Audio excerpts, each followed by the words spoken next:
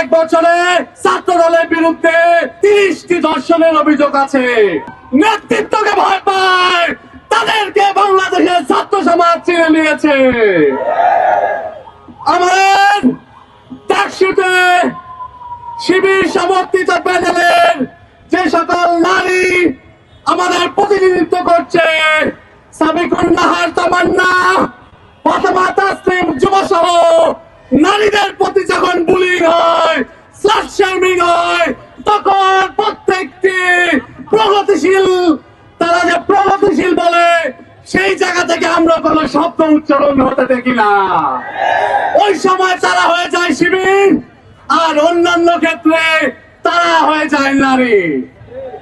এই দ্বিচারিতাকে বাংলাদেশের ছাত্র সমাজ চিনে নিয়েছে। এখন পর্যন্ত বিগত এক বছরে ছাত্র দলের বিরুদ্ধে 30টি ধর্ষণের অভিযোগ আছে।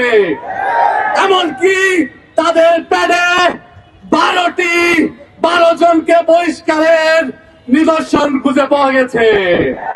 অথচ ৭৭ পরবর্তী ইসলামী ছাত্র শিবিরের এইরকম একটি নিদর্শনও তারা দেখাতে পারেনি। আমরা বাংলাদেশের সাধারণ মানুষ সহ ছাত্র সমাজকে বলে দিতে চাই, আপনারা দেখুন, যাচাই করুন কারা ক্যাম্পাস গুলোকে নৈরাজ্য সৃষ্টির মাধ্যমে ছাত্র সংসদ নির্বাচনকে বানচালের চেষ্টা করছে।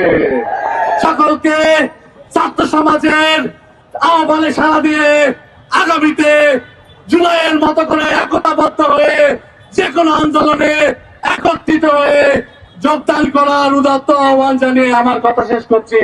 আসসালামু আলাইকুম ওয়া রাহমাতুল্লাহ।